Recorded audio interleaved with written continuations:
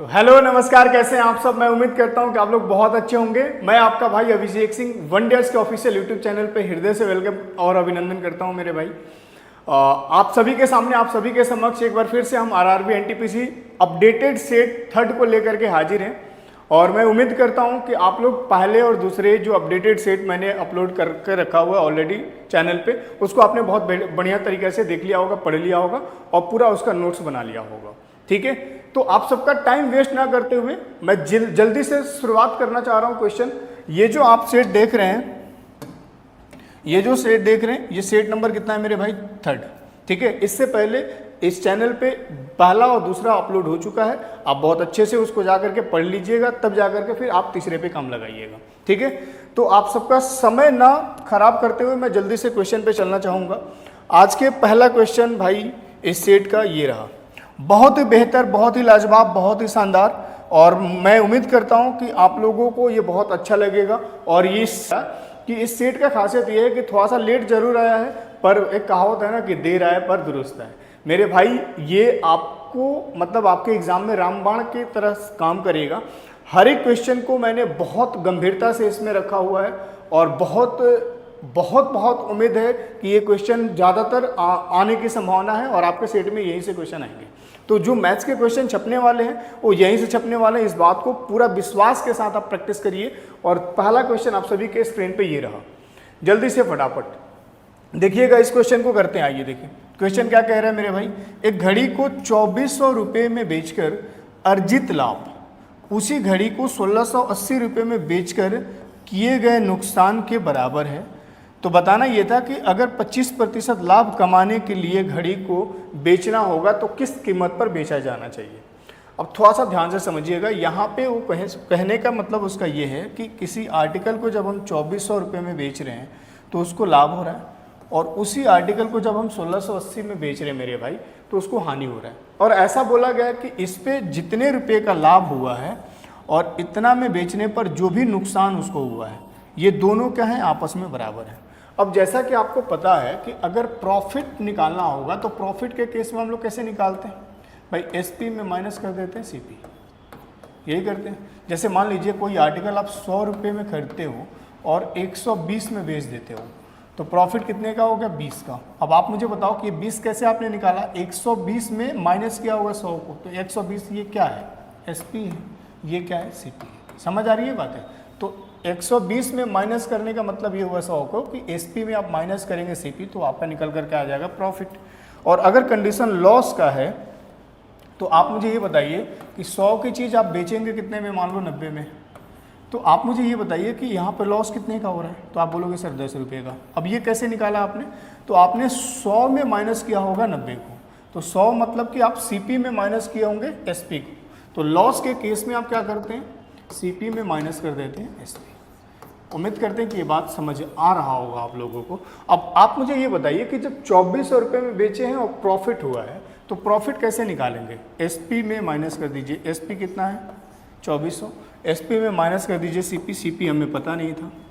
और जब हमने 1680 रुपये में बेचा है तो नुकसान हुआ है, तो नुकसान के केस में लॉस कैसे निकालेंगे आप? CP minus SP. सीपी कितना है ये बात अपन को नहीं पता, माइनस एसपी कितना है? 1680।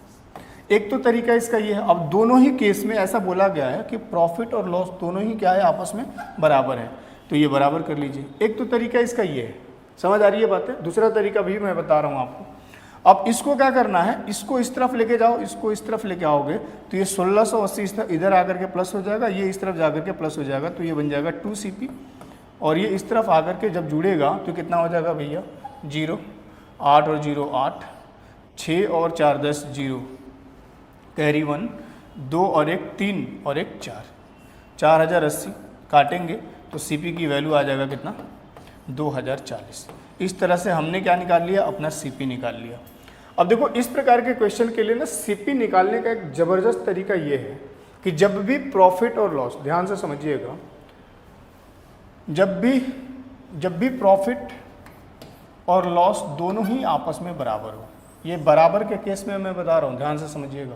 प्रॉफिट और लॉस दोनों ही क्या हो? बराबर हो, और आपको सीपी निकालना होगा, तो अपन करेंगे क्या?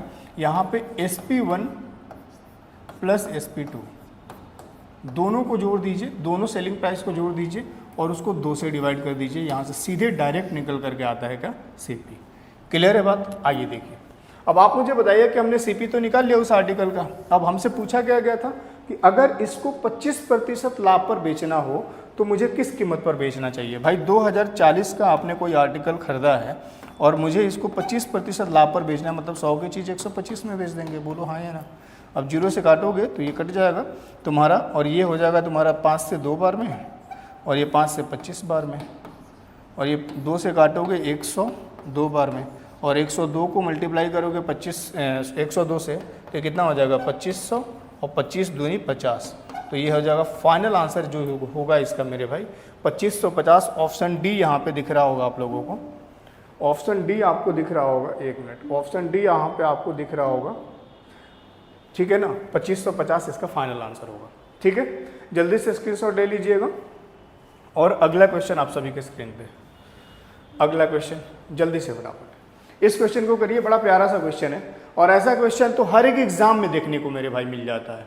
मैं फिर से बोल दूं कि ये आपके लिए बहुत बहुत इंपॉर्टेंट है, खास करके उनके लिए जिनका आरआरबी एनटीपीसी का एग्जाम है।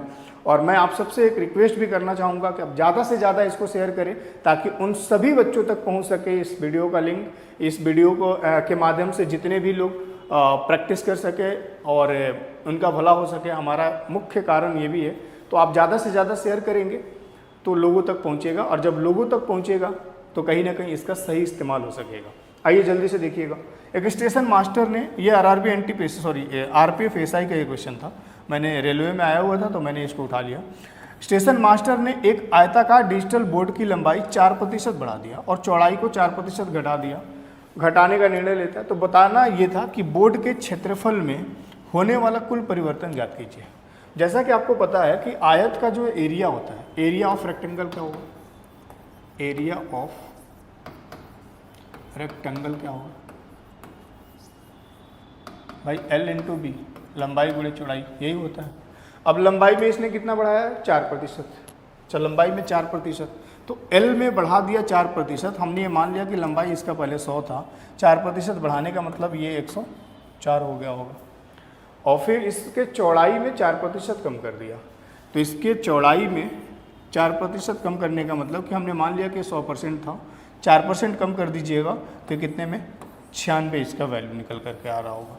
अब आप मुझे एक बात बताइए, जब इसको सॉल्व करेंगे भाई, इसका एरिया चाहिए तो एरिया के लिए दोनों को मल्टीप्लाई कर दीजिए, कितना हो जाएगा 10,000, और जब इसको मल्टीप्लाई करेंगे तो ये कितना हो जाएगा 9600 तो होगा ही होगा। अब 96 को 4 से मल्टीप्लाई कर दीजिए तो ये 9 चौके 36 और 6 चौके 24, 384 और जुड़ जाएगा इसमें, तो ये फाइनली कितना हो जाएगा 9984। अब आप मुझे ये बताइए, मान लीजिए कि उसका एरिया जो था पहले 10,000 था, अब 9984 हो जा रहा है, मतलब कमी कितने की आ गई 16 की। तो एक बात क्लियर है कि 16 की कमी आएगी किसके रिस्पेक्ट में, 10,000 के रिस्पेक्ट में। इंटू में परसेंटेज के लिए क्या करेंगे आप 100% से मल्टीप्लाई कर दीजिए, 2 जीरो से 2 जीरो कट जाएगा, नीचे में अभी भी 2 जीरो बचा हुआ है। जिसको लिखने का क्या तरीका है भाई, नीचे में अगर 2 जीरो बचा हुआ है तो 2 अंक छोड़ करके पॉइंट छोड़ शिफ्ट कर दीजिए, इधर से 2 अंक छोड़ गिन करके पॉइंट शिफ्ट करिए, 1 और 1 2, तो यहाँ पे पॉइंट आ जाएगा। क्लियर है बात, उम्मीद करते हैं कि आप समझ गए होंगे। अब यहाँ पे ऐसा आपको 2 ऑप्शन दिख रहा होगा, सी और डी दोनों दिख रहा होगा, लेकिन यहाँ पे आपको ये भी देखना है कि यहाँ पे कम हुआ है या बढ़ा है। तो आप बोलोगे सर कम हुआ है, तो कमी के केस में ऑप्शन सी की तरफ जाएंगे, क्योंकि कमी वाला ऑप्शन सी ही दिख रहा था। क्लियर है बात मेरे भाई, चलिए जल्दी से फटाफट इसको नोट कर लीजिएगा, जल्दी से फटाफट इसको नोट कर लीजिएगा। और अगला क्वेश्चन आप सभी के स्क्रीन पर लगाते हैं, फटाफट इस क्वेश्चन को करिएगा। ये भी क्वेश्चन बड़ा प्यारा सा है, जल्दी से ट्राई करिएगा। रमेश एक वस्तु को उसके वास्तविक मूल्य से 15% कम पर खरीदता है और उसे उसके वास्तविक मूल्य से 10% अधिक में बेच देता है। लाभ का प्रतिशत ज्ञात कीजिए। लगभग में आपको बताना था मेरे भाई, आरआरबी एनटीपीसी में ये पूछा जा चुका क्वेश्चन है, 2021 इवनिंग शिफ्ट में पूछा गया था। देखो इस प्रकार के क्वेश्चन के लिए आपको क्या करना होगा, समझिएगा बात। एक वस्तु को उसके वास्तविक मूल्य से 15% कम पे खरीदा गया, मतलब मैं ये मान के चलूँ कि उसका अगर वास्तविक मूल्य 100 रुपये था तो इसको 15% कम में खरीदा है इसने। तो भाई 15% कम का मतलब 15% कम का मतलब ये हुआ कि इसने कितने में खरीदा होगा, 85 में। अब आप मुझे एक बात बताइए, ऐसा बोला गया और उसके वास्तविक मूल्य से ही 10% अधिक में बेचा है, तो भाई इसका वास्तविक मूल्य हमने 100 लिया था, अगर 10% अधिक में बेचा है तो मेरे भाई इसका मतलब ये हुआ कि 100 की चीज़ इसने कितने में बेचा होगा, 110 में बेचा होगा। तो हमें क्या बताना था, लाभ का प्रतिशत बताना था लगभग में। अब आप ही मुझे बताइए कि 85 में कोई सामान खरीद करके और बेचेंगे 110 में, तो प्रॉफिट कितने की होगी, 15 इधर और 10 इधर, 25 का। अब 25 की प्रॉफिट हो गई किसके रिस्पेक्ट में, 85, क्योंकि हमें प्रतिशत बताना था, लाभ का प्रतिशत बताना था। तो लाभ कितने का हुआ उसको रख लिया ऊपर। भाई लाभ परसेंट कैसे निकालते हैं, प्रॉफिट परसेंट कैसे निकालते हैं, जितने का प्रॉफिट उसको ऊपर, प्रॉफिट किसके रिस्पेक्ट में, सीपी के रिस्पेक्ट में, परसेंटेज के लिए 100 से मल्टीप्लाई कर देते हैं, यही करते हैं। तो यहाँ पे मैंने वही कर लिया, परसेंटेज के लिए 100 से मल्टीप्लाई कर दिया। अब इसको सॉल्व कर लीजिए। सॉल्व करने का तरीका इसका ये है, इसको देखो ये काटोगे थोड़ा सा ये मुश्किल होगा, थोड़ा सा कैलकुलेशन बढ़ेगा। तो मैं इस 100 को ना मेरे भाई ऐसे लिख लेता हूँ, समझिएगा ज़रा, 25 बटे में 85, और इस 100 को मैं ऐसे लिख सकता हूँ 85 प्लस 15। अब इससे फ़ायदा ये होगा कि सॉल्व नहीं करना पड़ेगा। अब इसको मल्टीप्लाई करेंगे तो इससे ये कट जाएगा, बचेगा कितना, 25 प्लस, अब इसको आप कैसे लिखेंगे, 25/85 इंटू में 15। ये सारी चीज़ें आप मन में भी कर सकते हो, मतलब यहाँ कैलकुलेशन बढ़ेगा नहीं। हाँ, एक स्टेप आपको बढ़ना जरूर पड़ सकता है, लेकिन कैलकुलेशन नहीं बढ़ेगा, जिससे कि आपका टाइम बहुत ज़्यादा यहाँ पे खर्च हो जाए। तो आपको क्या करना है, यहाँ पे काटना, सिंप्लीफाई कर लेना, या फिर आप यहाँ से ऑप्शन से भी जा सकते हो। भाई एक बात क्लियर है कि यहाँ पे 25 से बड़ा ही कुछ ऑप्शन आने वाला है, लेकिन 25 से बड़ा इसमें देखा जाए तो सारे के सारे ही ऑप्शन है। तो हम थोड़ा सा और सॉल्व कर लेते हैं। 5 से काटेंगे कितने बार में, 17 बार में। 5 से काटेंगे कितने बार में, 3 बार में। और 25 3 कितना होता है, 75। और 75 बटे में 17 को अगर आप डिवाइड करेंगे तो 17 चौके 68, मतलब इसमें 4 और आएगा, 4 दशमलव, इसमें 4 दशमलव कुछ आएगा, बताओ हाँ या ना। तो 25 में अगर 4 जुड़ जाएगा तो इसका फाइनल आंसर कितना होगा, 29 दशमलव समथिंग आएगा।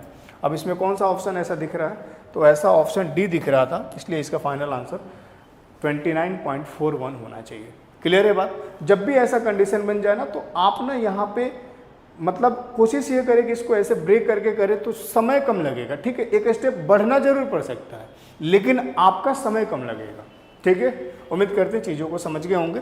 जल्दी से अगला क्वेश्चन करिए। इस क्वेश्चन को करिए जरा फटाफट, इस क्वेश्चन को करिए। इस क्वेश्चन का फाइनल आंसर क्या आना चाहिए, ये भी आरआरबी एनटीपीसी 2020 मॉर्निंग शिफ्ट में पूछा जा चुका क्वेश्चन है।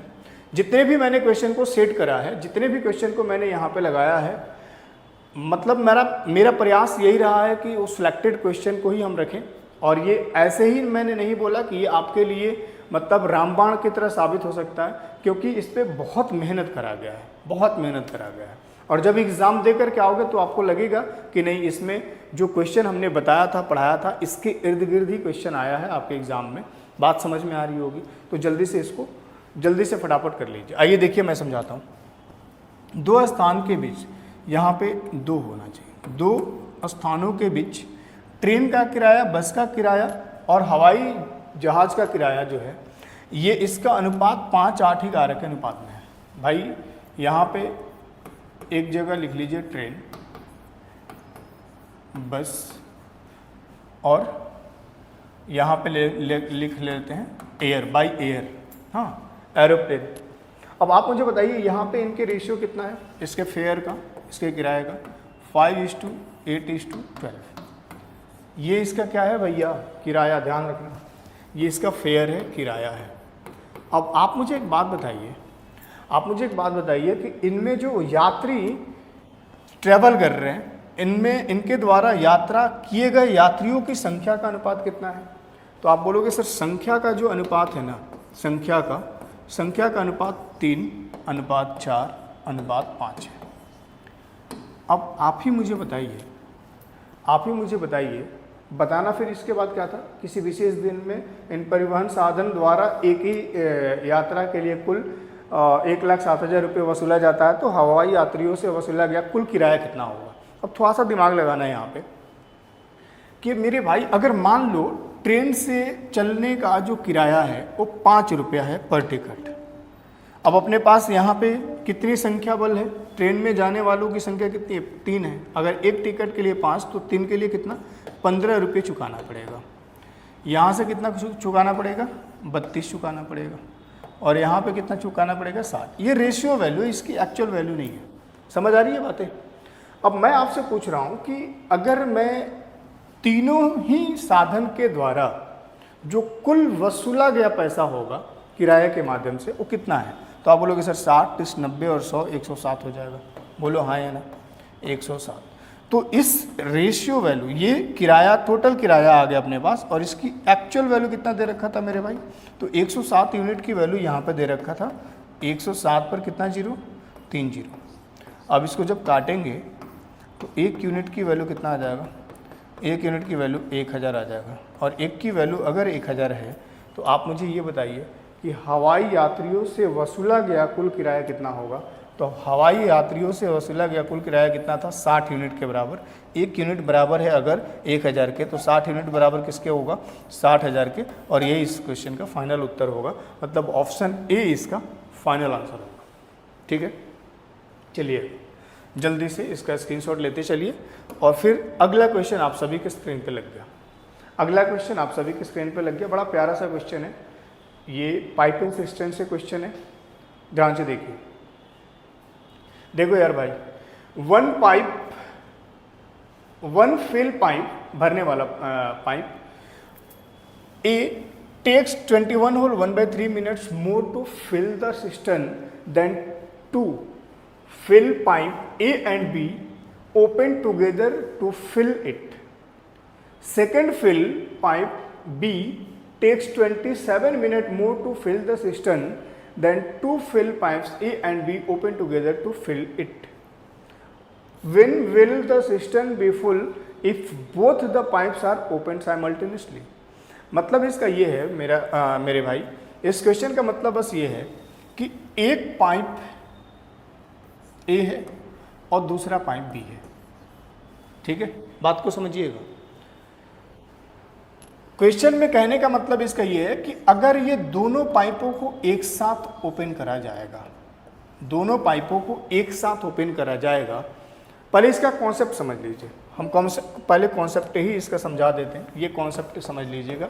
फिर इसके बाद इस प्रकार के क्वेश्चन को कैसे उड़ाना है सेकंडों में, ये मैं बता दूंगा। पहले समझिए, यहाँ पे ए और बी दो पाइप है, और अगर इन दोनों पाइपों को एक साथ हम किसी टंकी में भरने के लिए लगाएं, तो हमने ये मान लिया कि ये टी आवर में टंकी को फिल कर भर देंगे, दोनों भरने वाले हैं, ऐसा बोला गया।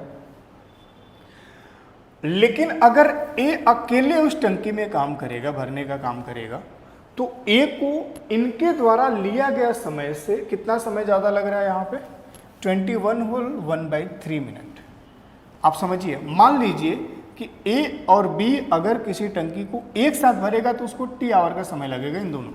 लेकिन अगर ए अकेले करेगा तो आप खुद समझिए, ए अकेले भरेगा तो इसको थोड़ा सा समय तो ज़्यादा लगेगा ना। कितना समय ज़्यादा लग रहा है ये बात हमें नहीं पता है, तो हमने ये मान लिया कि ए और बी के द्वारा लिया गया समय जो भी होगा उससे ये T1 समय ज़्यादा ले रहे हैं। समझिएगा बात को, T1 समय ज़्यादा ले रहे हैं। और अगर B को भी हम अकेले लगा दें, भाई दोनों मिल करके T आवर में भर रहे हैं, और B अकेले जब भरना शुरू करेगा तो बट ऑब्वियसली बात है कि वो T से तो कुछ ज़्यादा समय लेगा। अब कितना ले रहा है ये हमें नहीं पता, मान लिया कि B जो है ये T2 समय ज़्यादा ले रहा है। जब भी ऐसा कॉन्सेप्ट आपको दिख जाए तो इस T की वैल्यू निकालने के लिए आपको क्या करना है, square root of T1 into T2 निकल करके आ जाएगा। अब आइए क्वेश्चन पे देखते हैं। भाई एक पाइप A है, इसको भरने में A और B के द्वारा लिया गया समय जो भी होगा, A और B के द्वारा एक साथ भरने के तुलना में इतना मिनट अधिक ले रहा है। तो हम ये मान लेते हैं कि ये T आवर ले रहा होगा, तो A अकेले कितना लेगा भाई, T प्लस कितना ज़्यादा ले रहा है समय यहाँ पे, 21 या 63 और 1 64, 64/3 इतना समय ज़्यादा ले रहा है। और B अगर इसको भरे अकेले तो बी को भरने में इन दोनों के द्वारा, ए और बी के द्वारा एक साथ भरने की तुलना में ये 27 मिनट ज़्यादा ले रहा है। मतलब मान लीजिए कि ये दोनों एक साथ भरने में टी आवर ले रहे हैं, लेकिन ये अकेले जब भरेगा तो 27 मिनट ज़्यादा लेगा। तो मैंने आपको बताया था, अभी थोड़ी देर पहले ही बताया है कि इस टी की वैल्यू निकालने के लिए कुछ नहीं करना है। जो ये एक्स्ट्रा टाइम है ना T1 और T2, इसको मल्टीप्लाई कर दीजिए और इसको रूट के अंदर शिफ्ट कर दीजिए। ये कितना हो जाएगा 64/3 और ये कितना हो जाएगा 27। 3 से 9 बार में जब इसको बाहर निकालेंगे तो ये हो जाएगा 8 और ये हो जाएगा 3 और 8 गुणे 3 कितना हो जाएगा 24। अगर इसका यूनिट मिनट में था तो आंसर जो होगा वो मिनट में होगा। मतलब 24 मिनट में ये क्या होगा, दोनों ही नल के माध्यम से, क्योंकि ये जो टी की वैल्यू आई है 24 मिनट, इन दोनों के माध्यम से समय जो लग रहा था उसको हमने निकाल लिया। अब आपसे पूछा क्या गया, यदि दोनों पाइपों को एक साथ खोला जाए तो कब टंकी भर जाएगी, हमें बताना भी यही था। इसलिए इसका आंसर जो होगा वो ऑप्शन बी इसका फाइनल आंसर हो जाएगा 24 मिनट। उम्मीद करते हैं कि आप समझ गए होंगे। जब भी इस प्रकार के कंडीशन बन जाए, जब भी ये कॉन्सेप्ट बस ध्यान रखना, जब भी इस प्रकार के कॉन्सेप्ट बन जाए तो आपको डायरेक्ट इस तरीके से करने की ज़रूरत होती है। एग्ज़ाम में समय नहीं होता, हम यहाँ पे चाहें तो प्रूफ भी कर दें और इसको एक्सप्लेन भी कर दें, लेकिन अभी समय के अभाव में वो नहीं हो पाएगा। अगर आपको ज़रूरत पड़ा तो हम ज़रूर आपको बता देंगे, कमेंट सेक्शन में बता दीजिएगा, ठीक है ना। लेकिन मुझे नहीं लगता कि ये कहाँ से आया, कैसे आया, इसको प्रूफ करने की आवश्यकता है। बाकी हम आगे बढ़ते हैं। ये टाइप आपके टाइम एंड वर्क वाले भी मतलब क्वेश्चन में देखने को मिलता है। टाइम एंड वर्क से भी एक क्वेश्चन जब आप प्रैक्टिस करते हो तो ऐसा क्वेश्चन कहीं ना कहीं जरूर आपको देखने को मिला होगा। और आपको बहुत अच्छे से पता है कि पाइप एंड सिस्टम जो है ये पूरा का पूरा आप कह सकते हो कि टाइम एंड वर्क पे बेस्ड ही है। इसका अपना कोई कॉन्सेप्ट नहीं है, बस अंतर इतना ही होता है कि यहाँ पे टाइम एंड वर्क में कुछ वर्कर होते हैं, उनके माध्यम से हम काम करा रहे होते हैं, और यहाँ पे कुछ नल होते हैं या पाइप होता है, उसके माध्यम से हम टंकी को भरने का काम करा रहे होते हैं। बस अंतर इतना ही होता है। आइए जल्दी से अगला क्वेश्चन लगाते हैं स्क्रीन पे। अगला क्वेश्चन आप सभी के स्क्रीन पे ये रहा। बड़ा प्यारा सा क्वेश्चन है, एवरेज से है और बहुत शानदार तरीके से इसको समझने के प्रयास करते हैं। आइए देखिए, एक समूह में 120 छात्र हैं। टोटल कितने हैं भैया? 120 छात्र। इनकी जो औसत आयु है कितना है? 13.56, जिनमें से 35% छात्राएं हैं, मतलब लड़कियां, और बाकी छात्र हैं लड़के। अगर लड़कों और लड़कियों की औसत का अनुपात 6:5 है तो लड़कियों की औसत वर्षों में क्या होगा, ये आपको बताना था। सबसे पहले तो मैं आपको एवरेज का एक कॉन्सेप्ट बता दूं। उम्मीद करते हैं कि सबको पता भी होगा, और नहीं पता है तो इसको ध्यान रखिएगा। भाई आप एवरेज निकालते कैसे हैं? एवरेज मेरे भाई आप कैसे निकालते हैं? तो आप बोलोगे sir sum of observation, sum of observation divide by number of observation, number of observation. Hindi वाले मेरे भाई के लिए यहाँ से औसत कैसे निकालेंगे? औसत निकालने के लिए ये हो जाएगा ना, आंकड़ों का सम या योग कह लीजिए, आंकड़ों का योग बटे में आंकड़ों की संख्या। अब आप मुझे एक बात बताइए, यही से एक चीज़ और निकल करके आता है, समझिएगा। अगर मुझे सम चाहिए, सम ऑफ ऑब्जर्वेशन चाहिए, तो मैं क्या करूँगा, इस टर्म को लेकर के इधर आकर के मल्टीप्लाई कर दूंगा। मतलब अगर हमें सम ऑफ ऑब्जर्वेशन चाहिए, सम ऑफ ऑब्जर्वेशन चाहिए, तो आप मुझे बताइए क्या करेंगे हम लोग? एवरेज से मल्टीप्लाई कर देंगे। एवरेज से मल्टीप्लाई कर देंगे किसको? Number of observation. Number of observation को क्या कर देंगे हम लोग? इसके एवरेज से मल्टीप्लाई कर देंगे। अब इसकी ज़रूरत क्यों पड़ी? तो इसकी ज़रूरत इस क्वेश्चन को करने के लिए पड़ेगा। अब आप मुझे बताइए कि अगर उस क्लास में 35%, 35% अगर बॉयज़ हैं तो लड़कियां कितनी होंगी? गर्ल्स 65%। क्लियर है बात? छात्राएं, अच्छा नहीं नहीं, यहाँ पे छात्राएं ही हैं।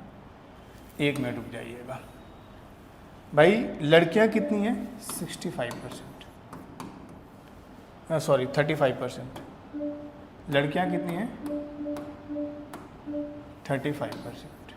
अगर लड़कियां 35% है तो लड़के कितना होंगे? 65%। अब ये इनकी संख्या है, ध्यान रखिएगा, संख्या है। ऐसा बोला गया कि लड़कों और लड़कियों के औसत का अनुपात, मतलब इसके औसत का अनुपात कितना है भाई मेरे भाई? तो औसत का अनुपात है कितना आपका?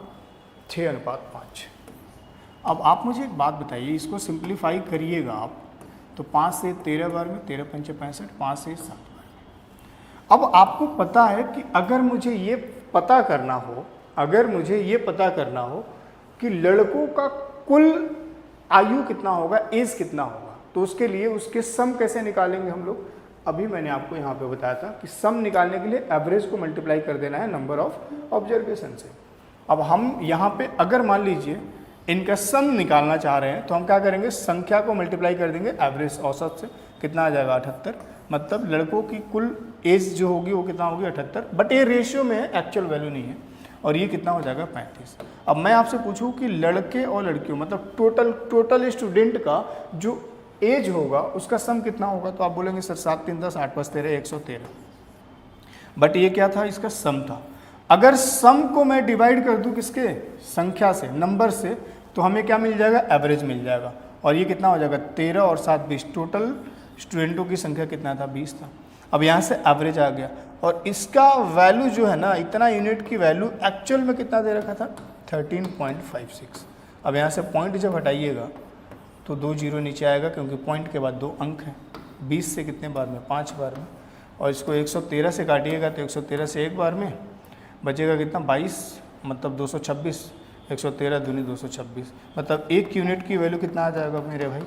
1 यूनिट की वैल्यू 12/5 आ जाएगा। अब आप मुझे एक बात बताइए कि अगर 1 की वैल्यू 12/5 है तो हमें फाइंड क्या करना था? लड़कियों की औसत आयु क्या होगा? लड़कियों की औसत आयु, लड़कियों की औसत आयु रेशियो में कितना है भैया? 5। अब आप ही मुझे बताइए कि 1 यूनिट की वैल्यू 12/5 है तो 5 की वैल्यू कितना होगा? 12/5 से मल्टीप्लाई कर लेंगे। 12/5 से मल्टीप्लाई कर लेंगे तो कितना आ जाएगा? लड़कियों का जो औसत आयु आ जाएगा वो 12 आ जाएगा। मतलब ऑप्शन बी इसका करेक्ट आंसर होगा, फाइनल आंसर होगा। उम्मीद करते हैं कि चीज़ें आप बहुत अच्छे से समझ गए होंगे। इसका स्क्रीनशॉट ले लीजिएगा। जल्दी से फटाफट हम अगले क्वेश्चन पे चलते हैं, अगर समझ में आ गया हो। और कोई दिक्कत हो तो आप क्या करेंगे? अगर कोई दिक्कत हो तो आप एक बार कमेंट सेक्शन में बताइएगा ज़रूर। वैसे होना नहीं चाहिए, और मैं तो ये सलाह दूंगा कि एक बार ज़रूर पीछे जा कर के देखिएगा, क्लियर हो जाएगा चीज़ें। इतना मुश्किल नहीं है, समझिएगा। ये टाइम एंड डिस्टेंस से बड़ा प्यारा सा क्वेश्चन है। एक आदमी 12 किलोमीटर पर आवर की गति से कुछ दूरी तय करता है और 9 किलोमीटर पर आवर की गति से वापस आ जाता है। यदि उसके द्वारा लिया गया कुल समय आने और जाने में 2 घंटे 20 मिनट का लगा है तो दूरी क्या होगा? पहले कॉन्सेप्ट समझिए। कॉन्सेप्ट समझना बहुत जरूरी है मेरे भाई। कॉन्सेप्ट क्या है इसका? कॉन्सेप्ट इसका ये है कि एक व्यक्ति, मान लीजिए ये पॉइंट ए है, यहाँ से जाता है बी के पास या बी के पॉइंट बी तक। किस स्पीड से गया? तो गया है 12 किलोमीटर पर आवर की स्पीड से। अब आप मुझे बताइए, छोड़िए तो क्वेश्चन में बाद में हम लोग यूज़ कर लेंगे। ये व्यक्ति गया, मान लीजिए यहाँ से, मान लीजिए ये x से गया, हम ये मान लेते हैं, कॉन्सेप्ट समझ लीजिए, x किलोमीटर पर आवर इधर से गया है, ठीक है, और वापस इधर से यहाँ पे आ गया, ठीक है, इधर से वापस आ गया y किलोमीटर पर आवर से। तो एक बात आप हमेशा ध्यान रखिएगा, अगर यहाँ से यहाँ तक के बीच की जो दूरी है, अगर मान लो d है ना, तो भाई जाने में कुछ समय लगा होगा और आने में भी कुछ समय लगा होगा। हम यहाँ कॉन्सेप्ट को प्रूफ नहीं करने जा रहे हैं। अगर आप यहाँ से सीधे सीधा, अगर आपसे डिस्टेंस पूछा जाएगा, डिस्टेंस इस प्रकार के कंडीशन में बहुत इंपॉर्टेंट है भाई, टाइम एंड डिस्टेंस के लिए भी, और इस पे बेस्ड ट्रेन से भी क्वेश्चन आते हैं और बोट एंड स्ट्रीम से भी क्वेश्चन आता है, समझिएगा। तो इस केस में आपको क्या करना है, डिस्टेंस निकालने के लिए आपको सीधे सीधे product of speed, product of speed divide by sum of speed into में टोटल टाइम। इसमें एक और कॉन्सेप्ट बनता है डिस्टेंस निकालने के लिए ध्यान से समझिएगा। अगर मान लीजिए यहाँ पे आने और जाने में लगा कुल समय दिया है, टोटल टाइम दिया है, तो इसका मतलब ये कि दोनों टाइम को जोड़ करके दिया है। अगर टोटल टाइम दिया है तो दोनों टाइम को जोड़ करके दिया है, तो हम लोग यहाँ पे क्या कर लेंगे, सम ऑफ। और अगर डिफरेंस दिया है तो डिफरेंस के केस में आप क्या यूज़ करेंगे, यहाँ पे डिफरेंस के केस में product of speed divide by, अगर टाइमिंग का डिफरेंस दिया है तो आप यहाँ पे क्या यूज़ कर लेंगे, डिफरेंस ऑफ स्पीड, अरे 2 बार हो गया क्या, डिफरेंस ऑफ स्पीड इनटू में डिफरेंस ऑफ टाइम। अब आप यहाँ पे देख लो जरा भाई, आने और जाने में कुल समय कितना लग रहा है, 2 घंटा 20 मिनट। तो इस पे किस पे जाना चाहिए, पहले वाले पे।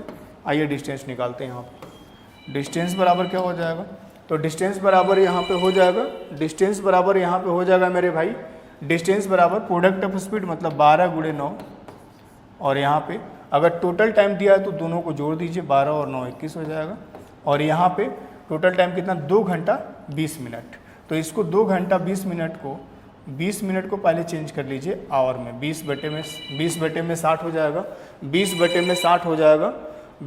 में 60 का मतलब ये हो जाएगा, इसमें इसको सिंप्लीफाई करेंगे तो कितना हो जाएगा 1/3, और 2 घंटा और, तो भाई इसमें जोड़ेंगे तो 2 + 1/3 कितना हो जाएगा, 3 दूनी 6 और 1 7/3, 7/3 घंटा हो जाएगा। ठीक है, अब यहाँ पे 7/3 आवर लगा दिया, क्योंकि यहाँ पे जो टाइम होगा, ये बात ध्यान रखिएगा कि जब भी टाइम यहाँ पे रखिएगा तो यहाँ से आवर में ही रखिएगा। ठीक है, 7 से 3 बार में 3 × 9, 9 से 9 कट गया, तो डिस्टेंस कितना आ जाएगा, 12 किलोमीटर। और यहाँ पे कोई ऑप्शन दिख रहा है क्या, ऑप्शन बी इसका फाइनल आंसर होगा। तो उम्मीद करते हैं कि आप समझ गए होंगे। नोट कर लीजिएगा जल्दी से, फटाफट स्क्रीनशॉट ले लीजिएगा इसका। अगला क्वेश्चन लगाते हैं। देखो बड़ा प्यारा सा क्वेश्चन है, नंबर सिस्टम से ये क्वेश्चन बहुत ही प्यारा, इसको ट्राई करिएगा, बहुत ही प्यारा क्वेश्चन। 11 अंकों की एक नंबर है, 11 अंकों की एक संख्या है कुछ इस प्रकार से। ठीक है, इसको हमने 72 से डिवाइड किया, तो बताना ये है। अच्छा, इसमें एक कंडीशन ये है जहाँ x और y दोनों क्या है, बराबर है, तो फाइंड आउट करना था √ ऑफ x × y क्या होगा। भाई सबसे पहले तो ये नंबर यहाँ पे लिख लेते हैं, कितना है 5y 588 48 05 x6, ये 11 अंक की संख्या है। सबसे पहले तो मुझे बता दीजिए कि अगर हम इस संख्या को 72 से डिवाइड कर रहे हैं, इसका मतलब ये है कि अगर ये नंबर 72 से पूरा विभाजित है, तो इसका मतलब ये कि इसका फैक्टर 8 और 9 से भी डिवाइड होगा। बोलो हाँ या ना। भाई 72 को अगर फैक्टर करा जाए तो इसका 2 फैक्टर 8 और 9 बन सकता है ना, 8 9 और 72। इसका मतलब कि ये जो संख्या है अगर 72 से डिविजिबल है तो ये 9 से भी डिविजिबल होना चाहिए और 8 से भी डिविजिबल होना चाहिए। और आप बहुत अच्छे से जानते हैं आप कि कोई संख्या 9 से या 3 से कब डिवाइड होता है। तो इसके लिए क्या करना होता है, इसके प्रत्येक जो अंक है इनको क्या कर दीजिए, आप जोड़ दीजिए, जोड़ करके क्या कर लीजिए, चेक कर लीजिए। अगर उनके अंकों का योग्य डिवाइड हो रहा है, इसका मतलब कि वो संख्या 9 से डिवाइड होगा। क्लियर है बात। अब आप मुझे बताइए, जोड़ करके देख लीजिए, 6 5 11, एक्स और वाई को फिलहाल अभी छोड़ दीजिए। 6 5 11, 11 और 8 19, 19 और 4 23, 23 और 8 31 और 8 ये 39 और 5 44, 44 और 5 49। अब x और y की वैल्यू जो भी रखेंगे हम यहाँ पे ऐड कर लेंगे। ठीक है, क्लियर है बात। इसका जो सम आ गया कितना, 49 आ गया। अब आप मुझे ये बताइए कि कोई संख्या 8 से कब डिवाइड होगी। तो कोई संख्या 8 से तब डिवाइड होती है जब उसके लास्ट के 3 अंक 8 से डिविजिबल होता है। लास्ट के 3 अंक मतलब 5 x और 6 अगर ये 8 से डिविजिबल है तब ये संख्या पूरा 8 से डिविजिबल होगा। अब आप मुझे एक बात बताइए कि यहाँ पे ये भी एक कंडीशन दे रखा था कि x जो है ना ये बराबर है किसके, y के। अब हम आपको ना यहाँ पे ये सलाह देंगे कि एक बार ना इसमें शुरुआत करते हैं। आप सबसे छोटे से छोटे संख्या क्या रख सकते हैं, तो आप बोलेंगे सर 0 रख सकते हैं। अगर हम यहाँ पे 0 रख ले, थोड़ा सा इमेजिन करिएगा, अगर हम यहाँ पे 0 रख ले, हम यहाँ पे 0 रख ले तो ये कितना हो जाएगा 506, और 8 से डिवाइड करेंगे तो 8 6 48, बचेगा कितना 2, और 2 का मतलब 26, 26 8 से डिवाइड नहीं होता, इसका मतलब कि 0 संभव नहीं होगा। पहली चीज़ 0 वैसे भी नहीं रख सकते, क्योंकि अगर x की वैल्यू 0 रख लेंगे तो y की वैल्यू भी 0 रखना पड़ेगा, और 0 + 0 इसमें ऐड करेंगे तो 49 तो होगा। बोलो हाँ या ना। अब आप मुझे बताओ कि क्या 49 9 से डिवाइड होगा, नहीं होगा, तो ये संख्या डिविजिबल नहीं है फिर, तो इसका मतलब कि 0 संभव नहीं होगा। अगर हम यहाँ 1 रख ले मेरे भाई, यहाँ पे अगर हम 1 रख ले तो आप मुझे ये बताइए कि ये कितना हो जाएगा 516। आपको सब रख करके नहीं देखना है, बस आपको मैं एक तरीका बता रहा हूँ, और फिर यहाँ से आप बिना पेन यूज़ किए भी कर सकते हैं। अब जैसे यहाँ पे हम 1 रखेंगे मतलब ये 516 हो जाएगा, और 8 से जब डिवाइड करेंगे तो ये कितना हो जाएगा भाई, अगर 516 को अगर हम 8 से डिवाइड करें तो कितना होगा 8 6 48, 3 बचेगा, 36 डिवाइड होगा क्या 8 से, तो इसका मतलब कि नहीं हो सकता, 1 भी नहीं होगा। तो फिर क्या होना चाहिए, अगर हम 2 रखें, आप थोड़ा सा इमेजिन करिएगा, थोड़ा सा बस इमेजिन करिएगा, मैं समझाना क्या चाह रहा हूँ। क्योंकि देखो यहाँ पे या तो 0 हो सकता है, या फिर 0 से लेकर 9 तक के बीच कुछ भी हो सकता है, 9 भी हो सकता है, इसके अलावा तो और कुछ हो नहीं सकता x की वैल्यू। तो यहाँ पे क्या हम 9 को पुट करके देखेंगे, यहाँ पे एक बार आपको देखना जरूर पड़ेगा। आप खुद सोचिए जरा, यहाँ पे अगर हम 1 रख रहे हैं, समझिएगा, तो 8 से डिवाइड करेंगे 8 6 48, मतलब यहाँ पे बच कितना रहा 36, जो कि 8 से नहीं कटेगा। अगर हम यहाँ 2 रखेंगे तो ये कितना हो जाएगा 8 6 48, 4 52, 46 हो जाएगा, 46, जो कि ये भी 8 से नहीं कटेगा। अब आप मुझे बताइए कि अगर हम यहाँ 3 रख लें तो ये कितना हो जाएगा 8 6 48, मतलब यहाँ रिमेनिंग बच जाएगा 5, और ये 6 आ जाएगा ऊपर से, मतलब 8 7 56, 56 तो कट जा रहा है 8 से। लेकिन क्या ये संभव होगा? तो हम आपको ये सलाह देंगे कि अगर x की वैल्यू यहाँ पे 3 रखने के बाद 536 जो है 8 से डिविजिबल है, तो इसका मतलब कि x के जगह पे अगर 3, तो y के जगह पे भी 3 आना चाहिए, क्योंकि बोला है x बराबर y है। अब आप मुझे बताइए कि अगर x और y दोनों के जगह पे 3 3 रख देंगे तो 3 और 3 मिलकर के कितना बन जाएगा 6, तो इन सभी अंकों का योग कितना हो जाएगा 49 और 6 54, 49 और 6 सॉरी 55 होगा, 49 और 6 55। अब आप ही मुझे बताइए कि क्या यहाँ 9 से ये कटेगा? नहीं कटेगा। ये संख्या कटेगा क्या? नहीं कटेगा, 9 से नहीं कटेगा, क्योंकि 9 6 54 कटता है, 55 तो नहीं कटता। इसका मतलब ये है मेरे भाई कि यहाँ पे जब ऐसे ही रखते जाओगे ना, ऐसे ही रखते जाओगे, तो एक बात मैं बताऊँ, फिर आपको यहाँ पे जब आप 7 रखेंगे ना 7, तो आप जरा 7 रख करके देखिए 576 बन जाएगा, 8 से डिवाइड होगा, 8 से जब काटोगे इसके 8 7 56, 8 दूनी 16, ये पूरा डिविजिबल है, लास्ट के 3 अंक डिविजिबल है, बोलो हाँ या ना, तो ये डिविजिबल है। अब अगर यहाँ पे 7 रखेंगे तो y भी 7 रखना पड़ेगा, और 7 और 7 मिलकर के कितना हो जाएगा 14, 7 और 7 मिलकर के कितना हो जाएगा 14, तो इनके अंकों का योग कितना आ जाएगा भाई 9 4 13, 3 कैरी 1, 4 5 और 1 6, और ये 9 से डिवाइड होता है मेरे भाई, 9 7 63। इसका मतलब ये है कि यहाँ पे कुछ और नहीं, सिर्फ और सिर्फ 7 ही सेटिस्फाई करेगा। क्लियर है बात? अब यहाँ पे एक बात और मैं बता दूं कि इसके ऑप्शन देख करके भी ना आपको आइडिया लग सकता था कि यहाँ पे क्या आने वाला है। क्लियर है बात? अब यहाँ पे इसका मतलब ये हुआ कि x बराबर है किसके, y के, और ये बराबर किसके हैं 7 के। हमने वो x और y की वैल्यू निकाल लिया, हमें फाइंड करना था क्या, √7 × 7, मतलब बाहर निकालोगे तो आंसर कितना आ जाएगा 7, ऑप्शन डी इसका फाइनल आंसर। क्लियर है बात? क्योंकि एक बात समझिएगा, अगर x और y दोनों ही यहाँ पे बराबर है, तो एक बात क्लियर है मेरे भाई कि यहाँ पे रूट में तो आंसर नहीं होगा। क्यों? क्योंकि भाई अगर ये बराबर है तो x × x स्क्वायर होगा, तो स्क्वायर रूट से जब बाहर निकलेगा तो x के फॉर्मेट में होगा। क्लियर है बात? रूट के तो फॉर्मेट में नहीं होगा, तो ये होने से रहा। अब यहाँ पे 3 और 7 बचा हुआ था, 3 पहले ही रिजेक्ट कर चुके थे, तो बचना क्या था 7। वैसे भी समझ आ रही है बात है, क्योंकि यहाँ पे 3 नहीं हो सकता था, तो फिर क्या हो सकता था, 7 हो सकता था, वैसे भी कर सकते थे। ठीक है, आइए जल्दी से फटाफट। उम्मीद करते हैं कि ये समझ आ गया होगा आपको।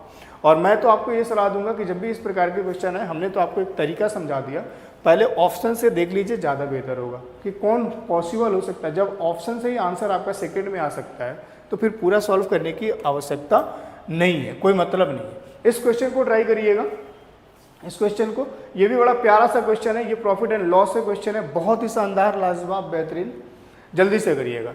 एक लेख को एक निश्चित मूल्य पर बेचने के बाद वास्तविक लाभ प्रतिशत क्या होगा, ये आपको बताना है। ये क्वेश्चन है, निकटतम पूर्णांक में बताना है। ठीक है, जबकि लेख को विक्रय मूल्य के 3/8 पर बेचने पर इसको 45% का नुकसान होता है। ऐसा प्रश्न अभी थोड़ी देर पहले ही मैंने बताया था। सबसे पहले ये समझिए कि इसके विक्रय मूल्य के 3/8 पर बेचने का क्या मतलब है। इसका मतलब मेरे भाई ये है कि इसका विक्रय मूल्य कितना था, 8 था ओरिजिनल में, बट इसने बेचा कितने में, 3 में। और जब 3 में इसने बेचा है ना भैया, तो इसको 45%, 45% का क्या हो गया है, लॉस। अब 45% का फ्रैक्शन कितना हो जाएगा, 5 से 9 बार में 5 से 20, मतलब यहाँ पे 9/20 हो जाएगा। अब आप मुझे बताइए, इधर थोड़ा सा ध्यान कम रखिए, बस इसको समझिए। अरे यार भाई, तुम काहे भाग रहे हो। ठीक है, इसको बस समझिए। 45% का अगर लॉस हुआ है तो लॉस किसके रिस्पेक्ट में होगा, सीपी के रिस्पेक्ट में, तो ये सीपी बन जाएगा और ये 9 लॉस होगा। अब आप मुझे बताइए कि भाई आर्टिकल का सीपी कितना था, 20 था, इस पे 9 का लॉस, तो बेचे कितने में होंगे, 11 में। लॉजिक्स वाली बात समझिएगा, 20 की चीज़ पे 9 का लॉस, तो बेचे कितने में होंगे, 11 में। अब ऐसा क्वेश्चन में बोला गया कि इसने 11 में नहीं, कितने में बेचा है भाई, 8 में बेचना था, बट बेचा इसने 3 में है, पर यहाँ तो इसकी सेलिंग प्राइस कुछ अलग आ रही है। उस केस में क्या करना होगा, इस सेलिंग प्राइस को इसके साथ क्या करना होगा, इक्वल करना होगा। और उसको इक्वल करने के लिए मेरे भाई 3 और इधर कितने से मल्टीप्लाई करना चाहिए, 11 से। तो हमने पढ़ा है कि रेशियो में भी जब भी मल्टीप्लाई करते हैं तो दोनों ही तरफ करते हैं। रेशियो में जब भी मल्टीप्लाई या डिवाइड करना होता है तो आप दोनों ही तरफ करते हैं, जिससे कि रेशियो में बैलेंस बना रहे, नहीं तो फिर ये डिसबैलेंस हो जाएगा।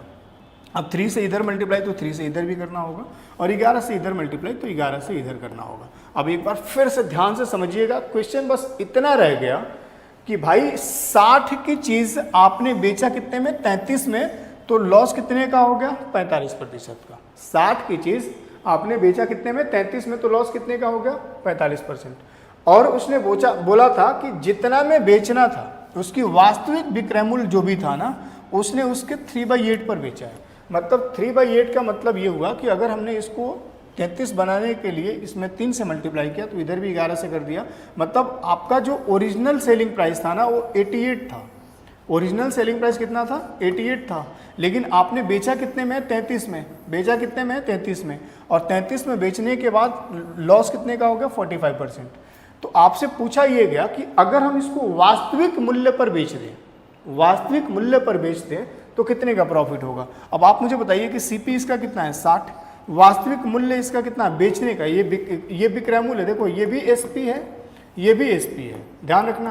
पर ये ओरिजिनल एसपी था और इसने क्या किया, इसके ओरिजिनल एसपी के 3/8 पे बेचा है, मतलब इसने इतने पर बेचा है। क्लियर है बात। लेकिन क्वेश्चन में पूछा गया कि अगर ये वास्तविक मूल्य पर बेचे, मतलब 88 पर बेचे, तो कितने का प्रॉफिट होगा। अब आप ही मुझे बताइए कि इस आर्टिकल का सीपी तो हम निकाल चुके हैं। अब 60 की चीज़ बेचेंगे 88 में, तो कितने का प्रॉफिट, 28 का प्रॉफिट होगा। और 28 का प्रॉफिट अगर 60 के रिस्पेक्ट में है, इंटू में 100, तो इसको काट लीजिए। इसको काटिएगा आप 4 से 15 बार में, 4 से 7 बार में, 5 से 20 बार में, 5 से 3 बार में, ये कितना आ जाएगा 140/3। और इसको डिवाइड करिएगा तो 3 चौके 12, 4, मतलब ये 40 से ऊपर आएगा। और इसमें अगर देखा जाए तो आपको बताना भी था लगभग में, ठीक है ना। तो आप मुझे बताइए कि यहाँ पे 40 से ऊपर आने का मतलब कि तीनों ऑप्शन तो ऐसे ही कट गया। 40 से ऊपर एक ही ऐसा ऑप्शन है, 47 दिख रहा है, तो हमें पूरा सॉल्व करने की भी जरूरत नहीं है। समझ आ रही है बातें। तो इस क्वेश्चन का जो फाइनल आंसर होगा लगभग में 47% होगा। जल्दी से फटाफट इसका स्क्रीनशॉट ले लीजिएगा। अगला क्वेश्चन मैं लगाता हूँ आपके स्क्रीन पे। अगला क्वेश्चन बड़ा ये भी प्यारा सा क्वेश्चन है, डिस्काउंट से क्वेश्चन है, बहुत बढ़िया, बहुत ही लाजवाब, एकदम सुंदर, एक बार ट्राई करिएगा। एक वस्तु का अंकित मूल्य 5,000 रुपये है, लेकिन त्योहार की पेशकश के कारण एक निश्चित प्रतिशत की छूट घोषित की गई। श्रीमान एक्स ने इस अवसर का लाभ उठाया और वस्तु को घटित मूल्य पर खरीदा, कम किया गया मूल्य पर खरीदा। उसने फिर इसे 5,000 रुपये में बेच दिया और इस प्रकार से 11/1/9% का लाभ होता है। तो छूट क्या थी ये बताना था। बात को समझिएगा। इस क्वेश्चन को मैं आपको एक सिंपल से फॉर्मेट में समझाता हूँ, इतना लंबा चौड़ा आपको पढ़ने और समझने की कोई आवश्यकता नहीं है। जैसे एक बात समझिए, ये मान लीजिए ये पेन है, समझ आ रही है बात है, ये पेन है। इस पेन का मूल्य जो है ना 5,000, जनरल इसका कीमत कितना है 5,000। कोई ऐसा त्यौहार आता है, मान लीजिए दिवाली आ गया, तो हमने क्या किया, इसको कम करके बेचा। हमने 5,000 की चीज़ मान लीजिए हमने कुछ कम करके बेच दिया, मान लीजिए हमने 3,000 में बेच दिया। बेचने के लिए हम प्राइस रखते हैं, 5,000 की चीज़ 3,000 में बेचने की प्राइस रखते हैं। एक कोई कस्टमर आता है और 3,000 में लेके जाता है, एक कोई कस्टमर आता है और 3,000 में लेके जाता है, और उसने क्या किया, जो इसका प्राइस है ना उसी पे बेच दिया। मतलब 5,000 की जो प्राइस थी ना उसी पे उसने बेच दिया। तो जो खरीद के लेके गया है 3,000 में, बेचा 5,000 में, तो उसको तो प्रॉफिट हो रहा है ना। लेकिन अगर एक तरह से देखा जाए तो उसको डिस्काउंट भी मिला है। भाई खरीदने वाले को 3,000 में आर्टिकल मिला है, 5,000 की चीज़ 3,000 में मिला है। तो आप मुझे एक बात बताइए कि यहाँ पे उसको 2,000 का डिस्काउंट भी मिल गया और उसने प्रॉफिट भी कमा लिया, कितने का, 2,000 का। तो क्वेश्चन में आप इस बात को समझिएगा कि इसने 5,000 रुपये की चीज़ एक त्यौहार पे छूट होने के कारण कुछ छूट दी जाती है, और उसने क्या किया, जो कम किया गया। अब ये जैसे हमने एक एग्जाम्पल ले लिया 5,000 3,000, यहाँ पे ये आपको बहुत अच्छे से समझ में आ रहा होगा। लेकिन इसी क्वेश्चन में अगर देखा जाए तो ये वैल्यू गिवन नहीं है, ये आपको बताना है। बस इसने यही दे रखा था कि 5,000 की कीमत है उस आर्टिकल का, 5,000 के अंकित मूल्य की कोई एक वस्तु है, त्योहार पर कोई एक छूट की पेशकश की जाती है जिसके वजह से उसकी जो प्राइस है 5,000 से कम हो जाती है। और एक कस्टमर जाता है एक्स नाम का, और इसने उस अवसर का लाभ उठाते हुए जो कम मूल्य है ना उसने उस पर खरीद लिया, और इसके साथ में खरीदने के बाद उसने तुरंत बेच भी दिया, फिर इसे उसने 5,000 रुपये पर बेच भी दिया। और ऐसा करते टाइम में उसको इस प्रकार से 11/1/9% का लाभ हुआ। अब आप मुझे बताइए कि 11/1/9% का लाभ मतलब 1/9 का लाभ।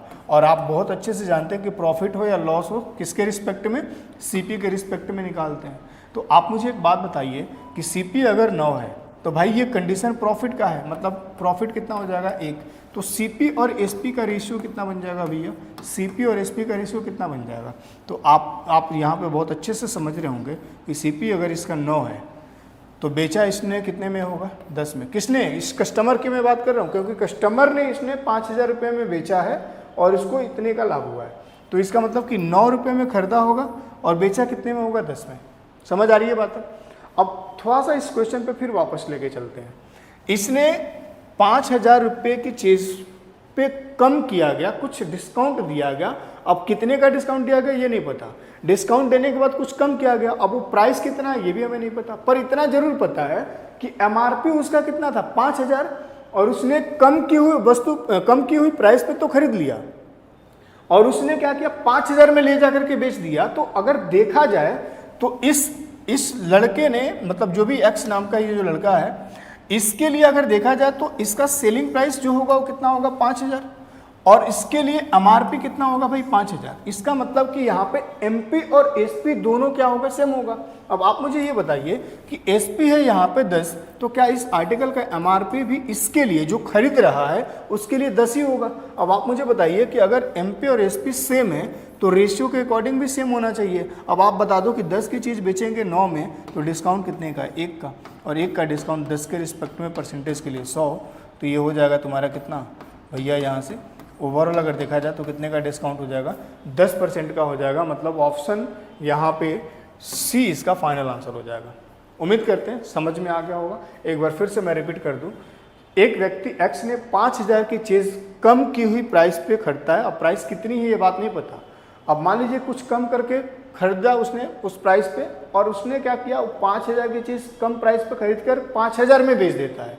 तो जो बीच की जो मार्जिन है, जो उसको डिस्काउंट मिला है, अब उसको प्रॉफिट के रूप में मिलेगा। बोलो हाँ या ना। तो इसका मतलब ये हुआ कि अगर 5,000 की चीज़ 5,000 में बेचा है, मैं यही समझाना चाह रहा हूँ कि इसका एमपी और एसपी दोनों क्या हो जाएगा, सेम हो जाएगा। और हमने सीपी और एसपी तो पहले निकाल लिया कि 9 और 10 होगा। अगर सीपी और एसपी, सीपी 9 और एसपी 10 होगा तो इसका मतलब कि एमआरपी भी यहाँ पे कितना होगा, 10 होगा। और 10 की चीज़ उसको मिला अगर 9 में है तो डिस्काउंट कितने का, 1 का 10 के रिस्पेक्ट में परसेंटेज के लिए 100। तो इसमें अगर डिस्काउंट परसेंट देखा जाए तो कितना हो जाएगा, 10%। तो वही आपसे पूछा गया था कि बताओ उस छूट की वैल्यू क्या थी, ये आपको निकालना था। वो 10% के रूप में होगा। चलिएगा, स्क्रीनशॉट ले लीजिएगा और जल्दी से अगला प्रश्न। और अगला प्रश्न आ गया थैंक यू के रूप में। इसका मतलब ये होता है कि इस सेशन में बस इतना ही। बाकी मिलते हैं बहुत ही जल्द हम अगले सेट में, practice updated practice set 4th में। ठीक है, तब तक आप सभी रखेंगे अपना ख्याल। और एक छोटा सा मेरा विनम्र निवेदन है आप लोगों से कि अगर हमारा मेहनत, हमारा लेक्चर, हमारा ये कंटेंट आपको पसंद आता है तो भाई ज़्यादा से ज़्यादा शेयर करें, ताकि हमारा भी मनोबल बढ़ता रहे और उन सभी बच्चों तक ये बात पहुंच सके और ये वीडियो पहुंच सके, ताकि उनका भी भला हो सके। समझ आ रही है बातें? शेयर करने के लिए पैसा तो लग नहीं रहा है मेरे भाई, है ना। बस एक मतलब 5 सेकंड का समय लगता है शेयर वाले बटन पे क्लिक करके शेयर करने में। ठीक है, तो ज़रूर शेयर कर दीजिएगा। और जितने भी लोग अभी चैनल पे नए व्यूअर्स हैं, चैनल को सब्सक्राइब जरूर कर लेना और लाइक भी कर देना। बाय। जय हिंद, वंदे मातरम।